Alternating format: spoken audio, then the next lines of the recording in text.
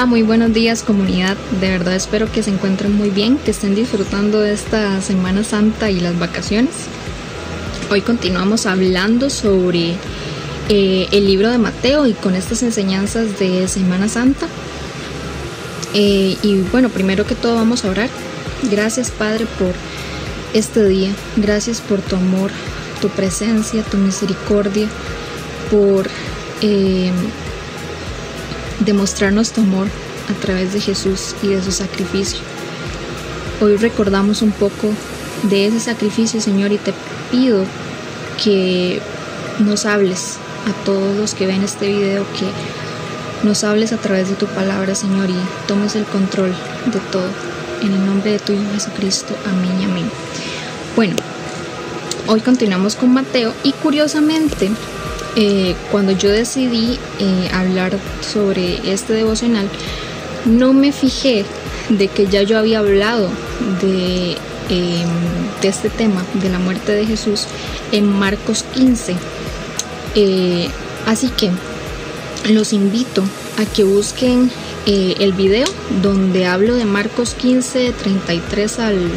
no recuerdo bien hasta dónde, pero es el mismo tema, es sobre la muerte de Jesús, pero ahondé en otras cuestiones importantes, como es el tema del papel de la mujer en el trabajo evangelístico de Jesús, cómo la mujer fue importante, muy importante para este trabajo de Jesús, y entre otros temas. Los invito a que lo vean. Y hoy vamos a hablar, a mí me gusta mucho cuando leo la Biblia buscar ciertos símbolos, ¿verdad?, que hay en la Biblia, que a veces pasamos desapercibidos y tienen una connotación muy importante. Y hoy vamos a hablar sobre algunos de ellos. Y el primero es el simbolismo del terremoto. Pero primero vamos a leer los versículos que se encuentran en Mateo 27. Mateo 27, 45 al 56. Y dice así, bueno, se nos habla de la muerte de Jesús, ¿verdad? Desde el mediodía y hasta la media tarde, toda la tierra quedó en oscuridad. Como a las 3 de la tarde, Jesús gritó con fuerza, Elí, Elí, lama sabactani, que significa, Dios mío, ¿por qué me has desamparado? Cuando lo oyeron, algunos de los que estaban allí dijeron, está llamando a Elías. Al instante uno de ellos corrió en busca de una esponja, la empapó en vinagre, la puso en una caña y se la ofreció a Jesús para que bebiera. Los demás decían, déjalo, a ver si viene Elías a salvarlo. Entonces Jesús volvió a gritar con fuerza y entregó su espíritu. En ese momento la cortina del santuario del templo se rasgó en dos de arriba abajo. La tierra tembló y se partieron las rocas. Se abrieron los sepulcros y muchos santos que habían muerto resucitaron. Salieron de los sepulcros y, después de la resurrección de Jesús, entraron en la ciudad santa y se aparecieron a muchos. Cuando el centurión y los que con él estaban custodiando a Jesús vieron el terremoto y todo lo que había sucedido, quedaron aterrados y exclamaron, verdaderamente este era el Hijo de Dios. Estaban allí mirando de lejos muchas mujeres que habían seguido a Jesús desde Galilea para servirle. Entre ellas se encontraba María Magdalena, María la madre de Jacobo y de José y la madre de los hijos de Zebedeo. Ok, entonces el primer símbolo que quiero tocar aquí es el del terremoto. En muchas culturas el terremoto o los temblores, este fenómeno tiene una característica negativa. De hecho, se le considera que tiene un origen demoníaco y teriomórfico, o sea que es como un demonio que cambia de forma, ¿verdad? Entonces tiene una característica muy negativa, pero a la vez en diferentes culturas también se ve negativa o positivamente. Para nosotros los cristianos, curiosamente, simboliza el sacrificio de Jesús, ¿verdad? Y creo que este es un significado, una connotación de este símbolo bastante positiva para nosotros, ¿verdad? También se nos habla de que las rocas se partieron, ¿verdad? Las piedras se partieron, y para mí esto significa que para Dios no hay nada imposible, ¿verdad? Él tiene la suficiente fuerza para ablandar cualquier cosa que sea fuerte, ¿verdad? O imposible de romper, ¿verdad? Ya sea el corazón de una persona, ya sea algún problema. Dios tiene la capacidad de hacer esto, ¿verdad? Él convierte lo que es imposible en posible. Bueno, imposible para nosotros los seres humanos. Y otra cosa es que dice que lo muerto volvió a la vida, la gente resucitó, ¿verdad? La gente santa volvió a la vida. Y esto nos dice que Jesús efectivamente venció a la muerte, ¿verdad? Y cumplió ese pacto. Y el otro símbolo, y creo que es el más importante que quería hablar hoy, es el simbolismo que tiene el velo y el velo rasgado, ¿verdad? Se nos dice que en Éxodo 26, 31 al 33, lo vamos a buscar. Éxodo 26, 31, se nos dice, nos viene hablando sobre la construcción del santuario del tabernáculo, ¿verdad? Entonces dice, haz una cortina de púrpura, carmesí, escarlata y lino fino, con querubines artísticamente bordados en ella. Cuélgala con ganchos de oro en 4 postes de madera de acacia recubiertos de oro, los cuales levantarás sobre 4 bases de plata. Cuelga de los ganchos la cortina, la cual separará el lugar santo del lugar santísimo, y coloca el arca del pacto detrás de la cortina, ¿verdad? Entonces aquí se nos habla de ese mandato específico de Dios acerca de hacer el santuario, que pues Israel lo tuvo que hacer, ¿verdad? Era parte de esta construcción. Y bueno, se nos dice que era una tela morada, púrpura, escarlata, carmesí, de lino, que tenía 2 ángeles bordados, ¿verdad? Y bueno, este específicamente porque habían 2 velos, ¿verdad? Este era el que dividía el lugar santo del lugar santísimo. Y este fue el que rasgó Jesús con su sacrificio, ¿verdad? En Hebreos 9, 3 al 12, que ya lo vamos a leer, dice que para nosotros, en el tiempo presente, la creación del tabernáculo tiene solamente un valor simbólico, ¿verdad? Para entender el trabajo que ameritaba la purificación y la entrada a la presencia de Dios, ¿verdad? Que, pues, como sabemos, no podía entrar cualquiera, ¿verdad? Al lugar santísimo. Específicamente tenía que ser el sumo sacerdote. Entonces vamos a leer Hebreos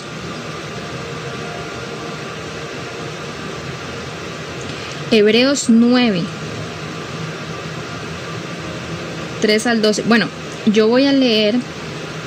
Aquí nos habla sobre igual, ¿verdad? Sobre todo lo que se hacía meticulosamente, cómo debía ser construido el tabernáculo, cómo se debía pues poner el velo, ¿verdad?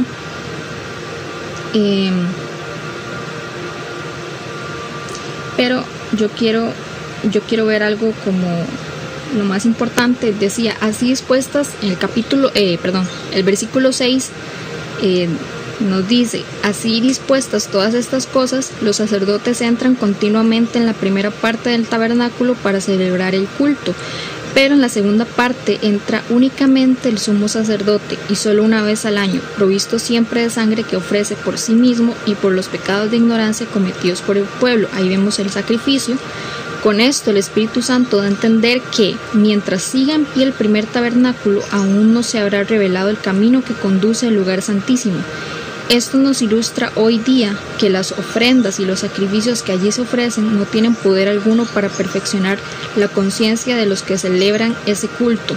No se trata más de reglas externas relacionadas con alimentos, bebidas y diversas ceremonias de purificación, válidas solo hasta el tiempo señalado para reformarlo todo. En Dios habla hoy nos dice que tiene pues un valor simbólico este ritual que ellos hacían.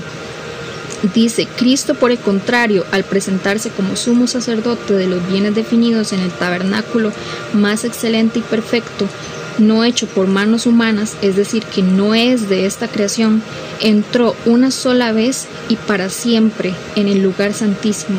No lo hizo con sangre de machos, cabríos y becerros, sino con su propia sangre, logrando así un rescate eterno. Entonces, bueno, aquí vemos como esto que ya había dicho, ¿verdad? Que para nosotros esto ya solo cuenta como un valor simbólico, puesto que ya Jesús cubrió todo eso, todo ese sacrificio y todo lo que nosotros debíamos de hacer, ¿verdad? Luego se nos presenta vamos a ver el velo como símbolo de ocultación, ¿verdad? Hay un diccionario de símbolos que a mí me gusta consultar mucho porque vienen, bueno, muchísimos símbolos cristianos, pero a la vez también de muchas culturas y religiones, ¿verdad? Específicamente aquí nos habla este libro, que es de Sir Lot, nos habla sobre el velo y dice: el velo significa la ocultación de ciertos aspectos de la verdad o de la deidad. El doble significado de la palabra revelar, ¿verdad? Que pues es un verbo, ¿verdad? Que nosotros tenemos y comúnmente usamos, que puede querer decir correr el velo o quitar el velo, pero también volver a cubrir con el velo. La Biblia dice que cuando Moisés bajó del monte Sinaí, una luz intensa se desprendía de él, de modo que tuvo que cubrirse con un velo para hablar al pueblo que no podía soportar su esplendor. Y esto lo vemos en Éxodo 34, del 29 al 35, ¿verdad? Si ustedes quieren lo pueden apuntar y leer después. La Biblia exactamente no habla o no dice que Moisés se ponía el velo porque la gente no soportaba verlo, ¿verdad? Sino que Moisés se cubría, ¿verdad? Pero lo podemos interpretar como que era así, porque si lo vemos ahora, si nos ponemos al frente del sol, ¿verdad? A las 12 del día, nuestros ojos no podrían soportar ver fijamente al sol o ni siquiera a un bombillo. Nuestra mirada pues se cansa, ¿verdad? Nuestra vista se cansa, y podríamos interpretar como que Moisés se ponía este velo precisamente por eso, pero también porque el pueblo tenía miedo, ¿verdad? De este esplendor. Bueno, este es otro significado de este símbolo del velo. Y hay otro que quiero también tocar, que es el velo como símbolo del cuerpo de Cristo, y lo vamos a ver en Hebreos 10, así que nos vamos a ir a Hebreos 10. Hebreos 10, 19 al 20. Yo lo voy a leer en Dios habla hoy. Dice así, Hebreos 10, 19 al 20. Hermanos, ahora podemos entrar con toda libertad en el santuario gracias a la sangre de Jesús, siguiendo el nuevo camino de vida que Él nos abrió a través del velo, es decir, a través de su propio cuerpo. Aquí en la versión de Dios habla hoy nos dice que el velo se presenta, el velo del santuario se presenta como símbolo del propio cuerpo de Cristo, quien con su muerte hizo posible el acceso a la presencia de Dios. Y bueno, para concluir con esta enseñanza, creo que nuestro trabajo presente ya no amerita sacrificios, ¿verdad? No hay una separación, no hay algo que nosotros podamos hacer, ya Jesús lo hizo todo y ya no hay una separación entre nosotros y Dios, entre el cielo y la tierra, y somos completamente libres de acercarnos, ¿verdad? Por medio de lo que Jesús hizo. Y más bien nuestro actual trabajo es mantener esa relación con nuestro Dios, con nuestro Padre, nuestro Creador, y mantenernos firmes en esa esperanza. Nuestro trabajo actual es ayudarnos los unos a los otros, compartir de esta esperanza con todos los que podamos hasta que Jesús Jesús regrese, ¿verdad? Y Creo que esto es lo más importante para retomar pues la importancia que tiene como todo estos simbolismos, ¿verdad? Y bueno, finalizamos orando una vez más.